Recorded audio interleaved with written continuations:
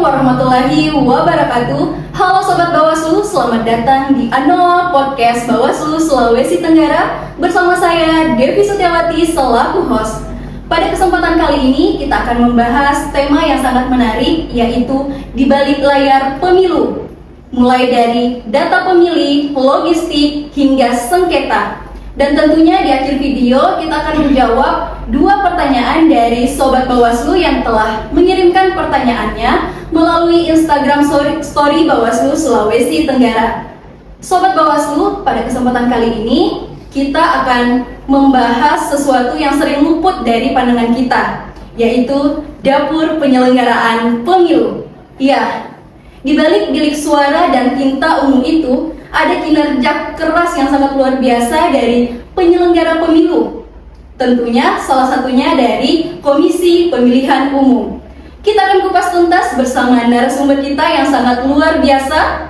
Beliau merupakan Ketua KPU Provinsi Sulawesi Tenggara. Halo Ibu, selamat datang Ibu Supriyati Prawati Nengtyas. Terima kasih Mbak, kami sudah diundang. Alhamdulillah, artinya cerita sangat luar biasa buat kami untuk berbagi di balik layar. Apa kabar nih Bu? Alhamdulillah sehat. Alhamdulillah.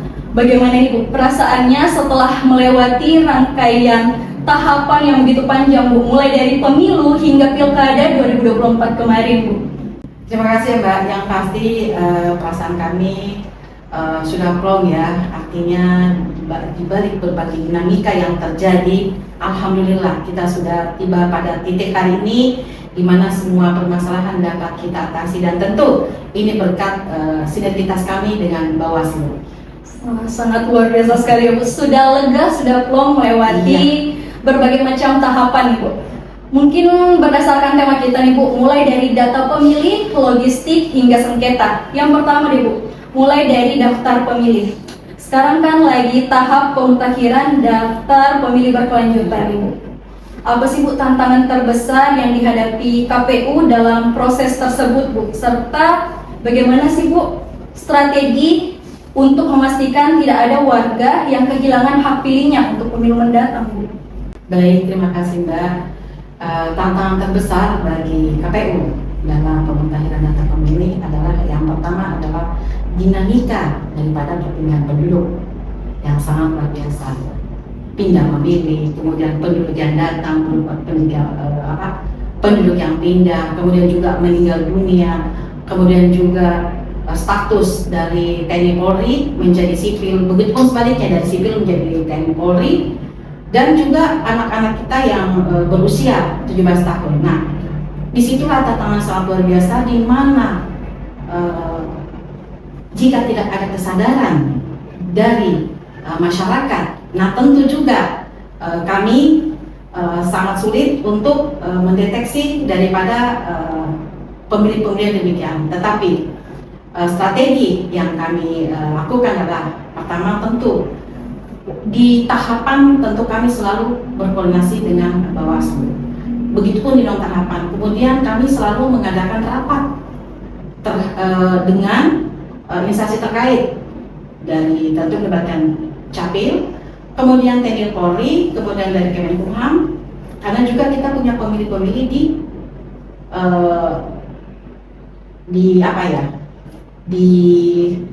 penjara ya, kemudian juga, nah TNI Polri tadi yang saya sampaikan. Nah, tentu strategi kami adalah bahwa di tahapan itu dikenal dengan coklit, pencocokan dan penelitian, di mana benar-benar di pencoklitan itu kita benar-benar itu door to door, dari rumah ke rumah, untuk meyakinkan bahwa masyarakat itu sudah masuk dalam DPT nantinya adalah ada petugas pantarlih yang mendatangi rumah penduduk. Nah, petugas pantarlih juga ini tidak bekerja sendiri, selalu didampingi oleh mitra kami yaitu Bawaslu. Nah, di pantarlih ini, petugas pantarlih ini untuk memastikan bagaimana elemen-elemen data penduduk itu apakah sudah sesuai dengan data diri daripada penduduk tersebut. Kemudian juga di satu sisi bahwa petugas pantarlih ini juga adalah warga yang memang benar-benar berdomisili di daerah tersebut, terutama di tepat di TPS tersebut. Karena apa? Untuk mengetahui dan meyakinkan bahwa benar orang ini adalah warga yang memang sudah mempunyai hak untuk memilih. Kemudian berikutnya adalah juga dari sisi mobilitas tadi, kami itu berkoordinasi dengan CAPM melalui aplikasi Sidari. Di situ kan selalu termonitor dan diketahui bagaimana dan siapa yang harus kemudian terdata di situ. Dan yang paling penting yang kami sampaikan adalah kami bersyukur bahwa di balik dinamika itu juga tentu biasa ada juga human error. Nah, disinilah peran daripada Bawaslu yang selalu mengingatkan baik secara formal maupun non formal bahwa ada masyarakat kita juga yang belum terdata, yaitu dengan membuat juga posko-posko aduan, posko-posko untuk masyarakat mengadukan bahwa saya belum terdata. Nah, disitulah langkah-langkah strategis itulah yang kami lakukan. Demikian, Mbak. Berarti sangat penting ya Bu ya, sinergitas antar lembaga nih Bu, mulai dari tadi Bawaslu, TNI, Polri untuk memastikan pemutakhiran daftar pemilih berkelanjutan ya Bu ya. Iya, itu sangat penting. Selanjutnya nih Bu, bagaimana sih Ibu Ketua melihat atau memastikan akurasi atau validasi data pemilih ini Bu, khususnya di wilayah yang mungkin mobilitas penduduknya tinggi atau di daerah-daerah kepulauan nih Bu, kan kepulauan agak susah dijangkau apalagi yang terpelosok ya Bu ya. Betul. Kembali lagi Mbak ya, artinya tadi dinamika penduduk ya, artinya bagaimana di pelosok tadi untuk memastikan. Jadi dengan adanya Pantarlih tersebut itu sangat penting ya, Pantarlih ujung tombak dari KPU untuk memastikan bagaimana dinamika tadi terjadi dengan kita ketahui ya Sulawesi Tenggara itu adalah daerah kepulauan. Kemudian juga banyak dari warganya juga yang merantau. Nah, kembali lagi, datang lagi, kadang di hari H. Nah, disitulah kembali saya menyampaikan bahwa disinilah peran Pantarlih, kemudian aparat-aparat desa tersebut untuk selalu berkoordinasi dengan KPU secara berjenjang, melalui lewat PPS-nya, PPK sehingga ke KPU secara berjenjang ya. Disinilah peran-peran penting tadi untuk memastikan bahwa tidak satupun daripada warga negara kita khususnya Sutra yang tidak terdata. Dan juga sewaktu saya masih di kabupaten ya, kami dulu punya kerjasama dengan Dukcapil ya, itu namanya KTP 100% KTP elektronik. Jadi kami di situ dulu ya menjemput bola langsung turun kepada masyarakat untuk memastikan untuk kami jadi mobile juga punya alat untuk pencetakan KTP di tempat, dan tentu koordinasi dengan pihak setempatnya kami kepala desa untuk memastikan warganya itu sudah ber-KTPL, karena salah satu persyaratan untuk transaksi kepemilikan harus ber-KTP. Iya. Bagaimana kemudian KPU mengusahakan sedemikian rupa Bu, sehingga tidak ada masyarakat yang kehilangan hak pilihnya pada saat pilkada maupun pemilu Bu. Iya. Tadi kita sudah membahas tentang data pemilih. Iya. Sekarang logistik Bu. Dari pengalaman pemilu dan pilkada 2024 kemarin nih Bu, apa sih yang Ibu Ketua yang merasakan menjadi titik paling rawan dalam memanajemen logistik yang perlu dibenahi untuk pemilu dan pilkada berikutnya Bu? Benar Mbak ya, artinya logistik adalah hal mutlak dalam pelaksanaan daripada pemilu atau pilkada pada hari ini. Artinya tanpa logistik tidak akan terjadi pencoblosan, karena dalam surat-surat itu adalah mahkotanya pemilu.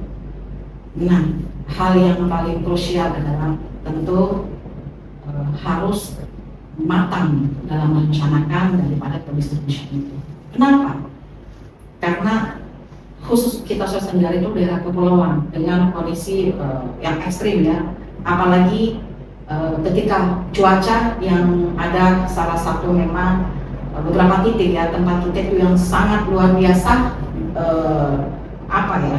ombaknya sangat luar biasa. Nah tentu hal yang kami prioritaskan pertama adalah bagaimana kita menjalankan skala prioritas yang mana terlebih dahulu yang kami dahulukan untuk didistribusikan. Kemudian dari segi kualitas mungkin ya, artinya dari laporan yang kami terima kemarin ada beberapa kotak suara yang terkena hujan sehingga ada beberapa yang rusak, dan itu juga tersampaikan oleh mitra kami di Bawaslu, sehingga tentu di sini adalah kualitas daripada logistik itu diperbaiki supaya lebih tahan air.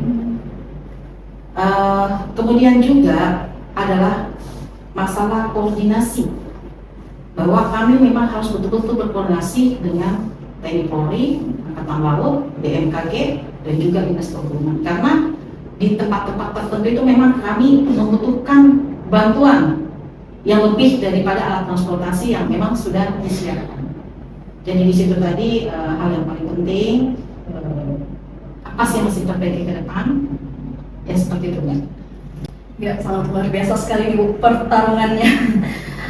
Kan kita melihat Bu, distribusi logistik pemilu maupun pilkada di Sultra kan seperti yang Ibu katakan sendiri penuh dengan tantangan geografis Bu.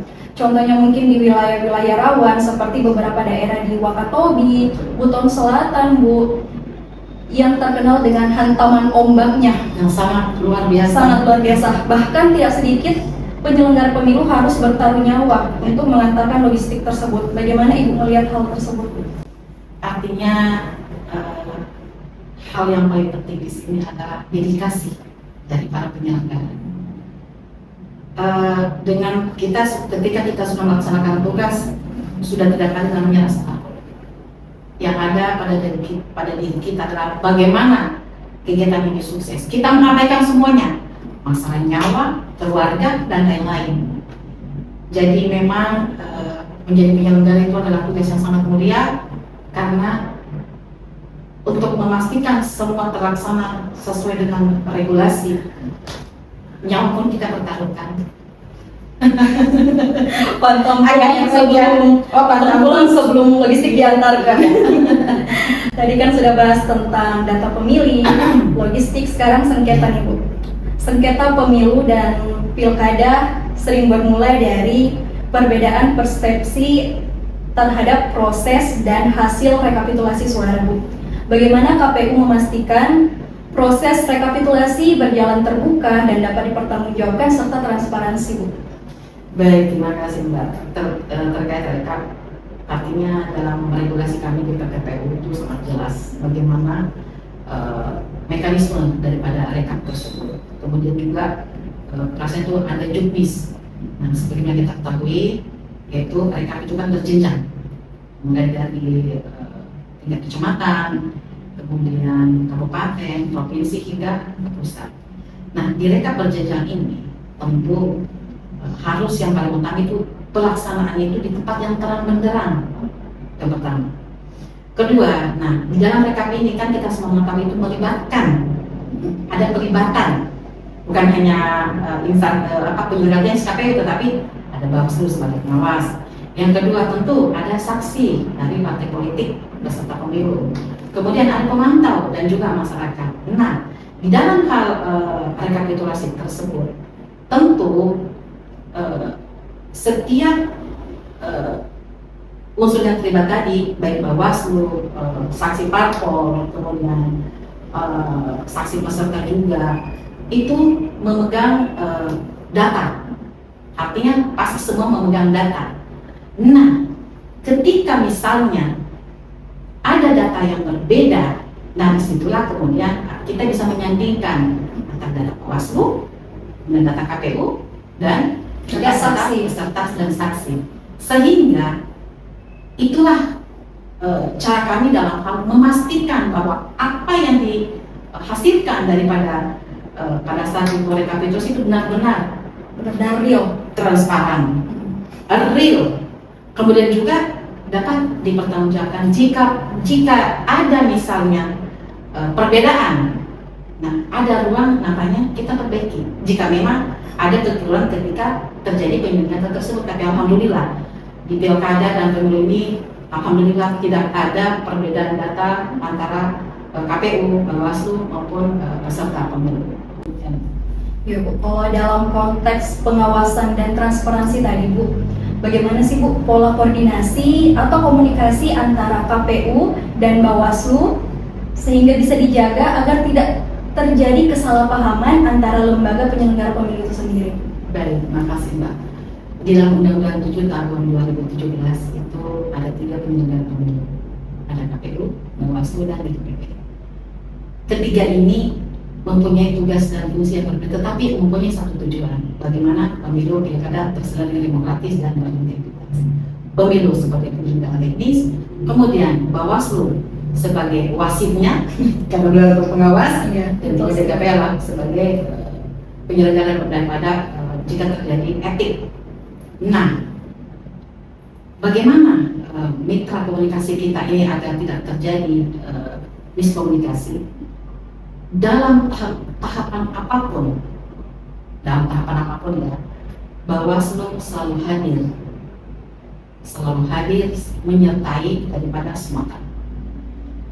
Keberhasilan daripada tahapan itu bukan hanya di KPU, tetapi ada di situ Bawaslu yang selalu memastikan apakah apa yang dilaksanakan tahapan KPU sudah benar atau tidak, baik itu dalam bentuk menyampaikan bentuk surat maupun artinya formal dan non formal. Artinya dalam segi formal tentu satu dalam non formal juga kami membentuk grup, kami punya grup WA, istilah pola-pola komunikasi yang kami jalin. Kemudian juga dalam di non tahapan kami dalam setiap kegiatan juga selalu melibatkan Bawaslu, bukan hanya pada saat pemutahiran data pemilih berkelanjutan, kemudian ada pemutahiran partai politik secara berkelanjutan, juga dalam hal sosialisasi. Di kegiatan sosialisasi kami selalu juga melibatkan Bawaslu untuk memberikan edukasi pada masyarakat, sehingga alhamdulillah ya sampai hingga hari ini jangan pernah artinya selama ini pola komunikasi itu kami profesional. Jika memang ada yang keliru pasti akan disampaikan. Hubungan kami itu sangat mesra lah. Sangat mesra ya, sangat hangat. Walaupun di forum kami selalu berdinamika karena masing-masing menjalankan tugas, tetapi kami saling menyadari bahwa itulah prinsip profesional tadi. Di luar dari itu kami bersahabat, sangat bersahabat. KPU dan Bawaslu. Iya. Kalau nggak salah sempat buat lomba 17 Agustus. Iya. KPU versus Bawaslu.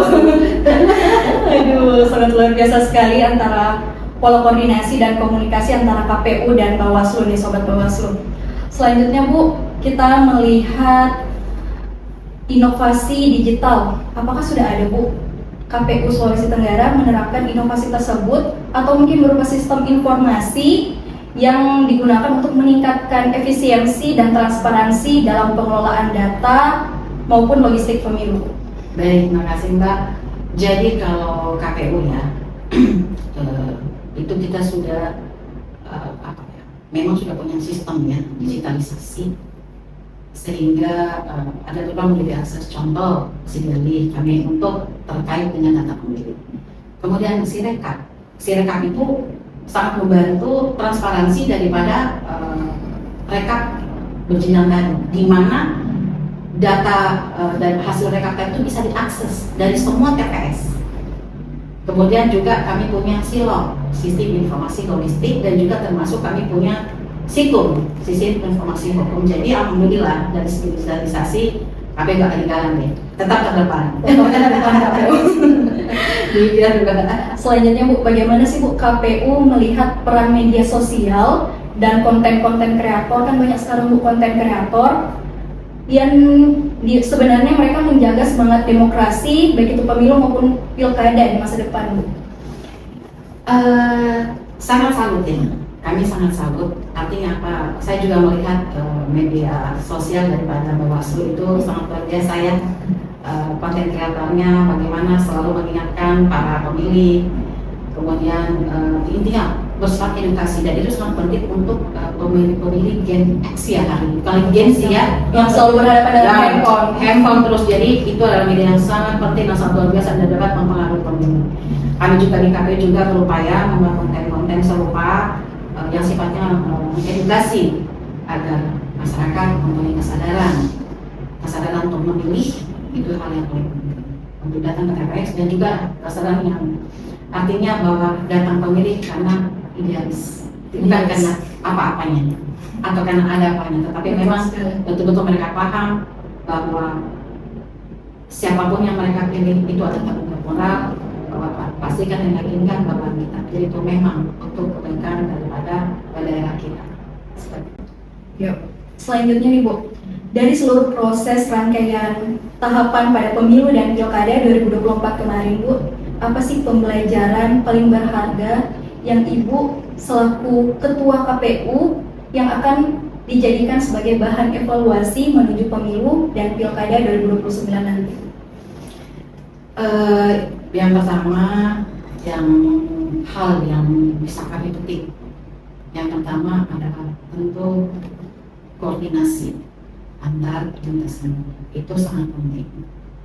Karena kenapa sangat penting? Karena hubungan ini bukan hanya setelah selesai pemilu itu sudah semua, tidak. Makanya koordinasi dengan Bawaslu, TNI Polri, kemudian juga teman-teman apartemen seperti kejaksaan itu tetap harus selalu kita jaga. Artinya hubungan antar lembaga. Kemudian juga berikut adalah bagaimana kemudian kita memastikan bahwa sumber daya manusia yang terlibat di dalam penyelenggaraan ini adalah betul-betul SDM yang mumpuni. Karena walaupun kita sudah di backup dengan regulasi, tetapi kalau yang menerjemahkan atau SDM-nya itu tidak mampu menerjemahkan, tentu bisa juga terjadi error di lapangan. Kemudian juga dari segi regulasi, ada beberapa hal yang kadang itu belum TPA, tidak ada dalam regulasi ya. Itu sering kita dapatkan ya. Artinya banyak kejadian-kejadian, akhirnya kadang kami dengan Bawaslu yang duduk bareng, ini bagaimana ini? Nah makanya yang perlu memang diperbaiki ya, regulasi, kemudian SDM-nya, kemudian pola hubungan antar lembaga. Itu adalah hal yang perlu memang kita untuk duduk bersama, bagaimana kedepannya ini pemilu bersama itu lebih baik dari hari ini. Jika harus menggambarkan kinerja penyelenggara pemilu di balik layar dalam satu kalimat, apa makna terdalam yang Ibu Ketua rasakan sebagai Ketua KPU Provinsi Sulawesi Tenggara? Artinya mewakili perasaan ya, baik saya sebagai pribadi, mungkin juga teman-teman yang lain. Yang pertama, di balik layar itu kami mendedikasikan diri dengan niat yang lurus, memastikan bahwa suara rakyat itu kami jaga, tersampaikan, dan kami menghormati. Karena suara pemilihlah yang merupakan mahkota daripada seluruh rangkaian tahapan, sehingga jika dirangkaikan dalam satu kata yang saya bisa bahasakan begini, kepercayaan adalah kehormatan bagi kami penyelenggara. Sangat mendalam sekali ya Bu ya, sangat menyentuh sekali.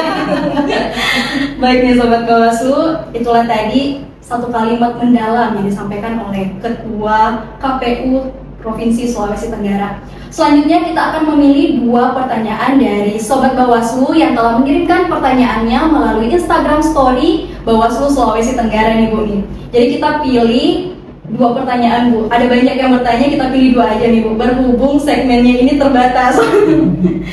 Oke, yang pertama Bu dari Dwi Cahyaning Tias SP. Sama nama saya. Waduh, Tias. Apa pesan Ketua KPU Sultra kepada masyarakat yang masih skeptis bahwa suara mereka itu tidak berpengaruh? Yang pasti bahwa satu suara itu sangat berpengaruh bagi terpilihnya pemimpin negeri ini dan terkhusus pemimpin di daerah kita.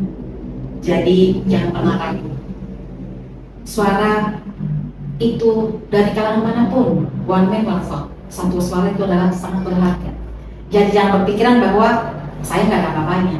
Tetapi ayo para generasi muda, jangan pernah mengabaikan daripada hak suara Anda, karena hak suara Anda adalah menentukan masa depan dari daerah kita dan tentu masa depan daripada negeri kita.